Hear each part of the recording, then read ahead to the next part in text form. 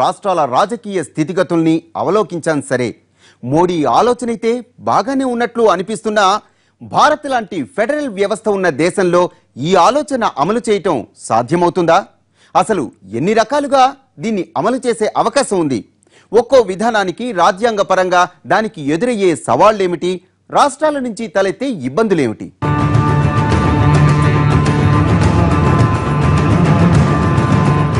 అన్ని వ్యవస్థలకు ఒకేసారి ఎన్నికలు ఆలోచనైతే అద్భుతంగా ఉంది.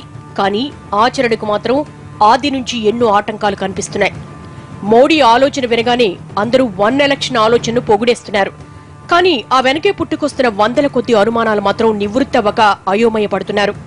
మోడీ చెప్పుకొస్తున్న వన్ నేషన్ వన్ ఎలక్షన్ విధానం అద్భుతమే, కానీ భారత్ లాంటి ఫెడరల్ వ్యవస్థ ఉన్న దేశంలో ఇది అంతగా వర్కౌట్ కాదు అన్న అభిప్రాయాలు వినిపిస్తున్నాయి. ఇవేవో విమర్శలు కాదు, ఆలోచించి చూస్తే ప్రతి ఒక్కరికి కలిగే అనుమానాలే. ఆ ప్రశ్నలకు సమాధానాలు ఇవ్వగలిగితే కేంద్రం ఈ విధానాన్ని అమలు చేయడం పెద్ద కష్టం కాకపోవచ్చు. కానీ ప్రశ్నలు మాత్రం ఒక్కొక్కటి ఒక్కో తూటాలా ఉన్నాయి.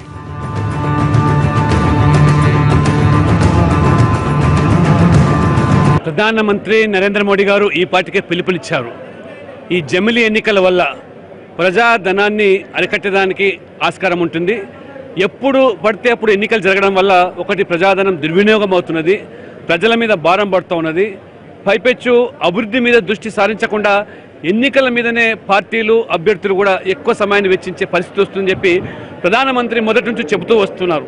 కాబట్టి ఇవాళ ప్రధానమంత్రి గారు ఏదైతే ఈ దేశవ్యాప్తంగా కూడా ఏకకాలంలో ఎన్నికలు జరగాలని కోరుకుంటున్నారో అదే కనుక రేపు 2018లో కానీ మరి 2019 కానీ ముందస్తుగా ఎన్నికలకు దేశవ్యాప్తంగా జరుపుకోవాలని చెప్పి కూడా కేంద్ర ప్రభుత్వం నిర్ణయించినట్టయితే, ఎన్నికల కమిషన్ ఆ దిశలో చర్యలు తీసుకున్నట్టయితే తెలంగాణ బీజేపీ కూడా దానికి సిద్ధంగా ఉన్నామని ఇవాళ స్పష్టం చేస్తా ఉన్నాము. ఈ విధానం అమలు చేయడానికి కేంద్రం ఏం ఆలోచన చేస్తుందన్నదే ఇప్పుడు పెద్ద ప్రశ్న. రాష్ట్రాల అసెంబ్లీల పదవీకాలంతో సంబంధం లేకుండా లోక్సభతో సహా అన్ని రాష్ట్రాల అసెంబ్లీలను ఒకేసారి రద్దు చేసి అక్కడి నుంచి ఒక తేదీ నిర్ణయించి దేశవ్యాప్తంగా ఒకేసారి ఎన్నికలకు వెళ్లడం మొదటి పద్ధతి. ఉదాహరణకు ఈ పద్ధతిలో 2018 డిసెంబర్ నాటికి ఎన్నికలు నిర్వహించాలనుకుంటే కనీసం 6 నెలల ముందు నుంచి ఈ ప్రక్రియ మొదలుపెట్టి అసెంబ్లీలను రద్దు చేస్తూ వెళ్లాలి. కేంద్ర ప్రభుత్వ పాలనలో ఉన్న అసెంబ్లీలు 4 ఏళ్ల పాలన పూర్తి చేసుకున్న అసెంబ్లీలను రద్దు చేయడం పెద్ద సమస్య కాకపోవచ్చు. ఏడాది 2 ఏళ్ల కాలం ఉన్న అసెంబ్లీలను రద్దు చేయడానికి అక్కడ రాజకీయ పార్టీలు ఎంత సంసిద్ధంగా ఉన్నాయన్నది పెద్ద అనుమానం. ఉదాహరణకు తమిళనాడులో 2016 మేలో ఎన్నికలు జరిగాయి. అంటే 2018 డిసెంబర్ నాటికి ఆ అసెంబ్లీ పట్టుమని సగం కాలం కూడా పూర్తి చేసి ఉండదు. మరి ఇలాంటి రాష్ట్రాల్లో అసెంబ్లీ రద్దు చేయడానికి అక్కడ అధికార పార్టీ అంగీకరిస్తుందా అన్నది మొదటి ప్రశ్న. బీజేపీ పాలిత రాష్ట్రాలను మోడీ ఎలాగైనా ఒప్పించేస్తారు. ఇక ప్రాంతీయ పార్టీలు అధికారంలో ఉన్న రాష్ట్రాలను కూడా ఏదో ఒకలా దారికి తెచ్చుకుంటారు. కానీ పంజాబ్ లాంటి కాంగ్రెస్ పాలిత రాష్ట్రాల విషయంలో ఏం చేస్తారు? డిసెంబర్ 2018 నాటికి పంజాబ్ అసెంబ్లీ 2 ఏళ్లు కూడా పూర్తి చేసుకోదు. మరి ఇలాంటి రాష్ట్రంలో మళ్లీ ఎన్నికలంటే కాంగ్రెస్ సిద్ధంగా ఉంటుందా? ఇప్పటికే మోడీ కాంగ్రెస్ ముక్త భారత్ నినాదంతో జైత్రయాత్ర చేస్తున్నారు. ఇలాంటి టైంలో ఏరి కోరి తమకు అనూహ్యంగా అధికారం దక్కిన రాష్ట్రాన్ని మోడీ కోసం వదులుకుంటుందా అన్నది అనుమానమే. నిజంగా జమిలీ ఎన్నికలు శాశ్వతంగా ఉండాలి అంటే రాష్ట్రాల్లో ప్రభుత్వ నాయకుడిని లేక నాయకురాలని ప్రత్యక్షంగా ప్రజలు ఎన్నుకున్నారు అనుకోండి. నిర్దిష్ట కాల పరిమితికి 5 ఏళ్ల కాలం, లోక్సభతో పాటు 5 ఏళ్ల కాలం. ఇక 5 ఏళ్ల కాలంలో పదవి పోయే అవకాశం లేదు, మధ్యంతరం కలిగే అవకాశం లేదు. ఏ కారణంగా నా పదవి ఖాళీ అయితే ఆ తర్వాత స్థానంలో ఇంకోటి వచ్చి కూర్చుంటారు, మళ్ళీ ఎన్నికలు అవసరం ఉండదు. 5 ఏళ్ల తర్వాత లోక్సభతో పాటు ఎన్నికలు ఉంటాయి.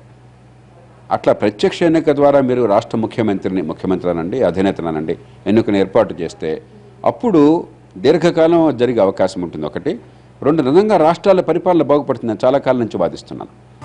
ఈ విధానంలో రాజకీయ ఇబ్బందులు ఎదురవుతాయి కాబట్టి 2017 తర్వాత అసెంబ్లీ ఎన్నికలు జరిగిన రాష్ట్రాల్లో మరోసారి ఎన్నికలు నిర్వహించకుండా ఆ ప్రభుత్వాలను కొనసాగించి మిగిలిన రాష్ట్రాల్లో మాత్రం అసెంబ్లీలను రద్దు చేసి ఆయా రాష్ట్రాల్లో ఎన్నికలు నిర్వహించారనుకుందాం. అంటే ఆ లెక్కన 2017 తర్వాత ఎన్నికలు జరిగిన ఉత్తరప్రదేశ్, పంజాబ్, గోవా, మణిపూర్, ఉత్తరాఖండ్లకు ఎన్నికలు నిర్వహించకుండా ముందుకెళ్లాలి.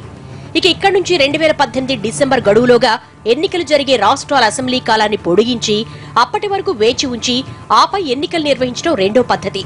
ఇలా జరిగితే 2017 డిసెంబర్లో ఎన్నికల ముంగిటకు వెళ్లనున్న గుజరాత్ అసెంబ్లీతో పాటు వచ్చే ఏడాది ఎన్నికలు జరగనున్న ఛత్తీస్గఢ్, కర్ణాటక, రాజస్థాన్, మేఘాలయ, మిజోరాం, నాగాలాండ్, త్రిపుర అసెంబ్లీ పదవీ కాలాన్ని పొడిగించాలి. అసెంబ్లీ గడువులు రద్దు చేయడానికి రాజ్యాంగ నిబంధనలున్నాయి. కానీ అసెంబ్లీల గడువును 5 ఏళ్లకు మించి పొడిగించాలంటే మాత్రం ఖచ్చితంగా రాజ్యాంగ సవరణ చేయాల్సిందే. ఇందుకు ఉభయ అది చర్చకొచ్చి సవరణలు దాటుకుని రాష్ట్రపతి ఆమోద ముద్ర పడాలి. అంతేకాదు, ఈ బిల్లుకు 29 రాష్ట్రాల్లో కనీసం 15 రాష్ట్రాలు సానుకూలంగా స్పందించాలి. పొరపాటున రాజ్యసభలో మళ్లీ సవరణలు ప్రతిపాదిస్తే తిరిగి లోక్సభలో మరోసారి ఆమోదించాల్సి ఉంటుంది. ఇప్పుడున్న పరిస్థితుల్లో ఒక బిల్లు నెగ్గించుకోవడం బీజేపీకి అంత సులువైన వ్యవహారం కాదన్నది ఎన్నో బిల్లుల విషయంలో నిరూపితమవుతూనే ఉంది. ఇప్పుడు బ్రిటన్లో 2011లో చట్టం తీసుకొచ్చారు. బ్రిటన్లో పార్లమెంట్ 5 ఏళ్ల పాటు ఉండాలి అని చెప్పని. కానీ ఇప్పుడు ప్రధానమంత్రి 4 రోజుల క్రితమే ఆవిడ అకస్మాత్తుగా రేపు జూన్ 8వ తారీఖున ఎన్నికలు కావాలని ప్రకటించింది. ఒక నిర్ణయం తీసుకున్నారు వాళ్ళు. ఎందుకంటే బ్రెగ్జిట్ కారణంగా మా ప్రభుత్వానికి ప్రజల మ్యాండేట్ కావాలని చెప్పని. దానికి పార్లమెంట్ అనుమతి తీసుకున్నారు. రేపు ఎన్నికలు జరగబోతున్నాయి. అలా జరగదని గ్యారెంటీ లేదు. పోనీ ఒకవేళ పార్లమెంట్లో మీరు అట్లా జరగకుండా మీకోసం మీరు ఏర్పాటు చేసుకున్న మనకి ఈ దేశంలో 29 రాష్ట్రాలు ఉన్నాయి. ఈ రాష్ట్రాలు అటు జరగదని గ్యారెంటీ లేదు. 1952లో అన్ని రాష్ట్రాల్లో జాతీయ స్థాయిలో కలిసే ఎన్నికలు ప్రారంభమైనాయి. కానీ తర్వాత వేరువేరు పడ్డాయి. కాబట్టి మధ్యంతర ఎన్నికలు రావని చెప్పినటువంటిది విశ్వాసం లేదు మన ఎన్నికల వ్యవస్థలో. ఇప్పుడున్న సమయంలో బిల్లు ప్రతిపాదించి దానిని ఆమోదింపచేయడం కష్టం అనుకుంటే సింపుల్ గా ఈ రాష్ట్రాలన్నిటి అసెంబ్లీల పదవీకాలం పూర్తయ్యాక అక్కడ తాను అనుకున్న ఎన్నికల గడువు వరకు రాష్ట్రపతి పాలన విధించి మిగిలిన రాష్ట్రాల అసెంబ్లీలు రద్దయ్యాక ఒకేసారి వాటితో పాటు ఈ రాష్ట్రాలు కూడా ఎన్నికలు నిర్వహించాలి.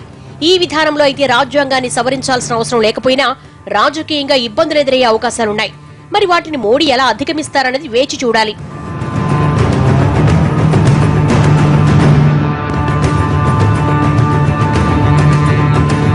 వన్ నేషన్ వన్ ఎలక్షన్ లో మరో షార్ట్ బ్రేక్ తీసుకుందాం.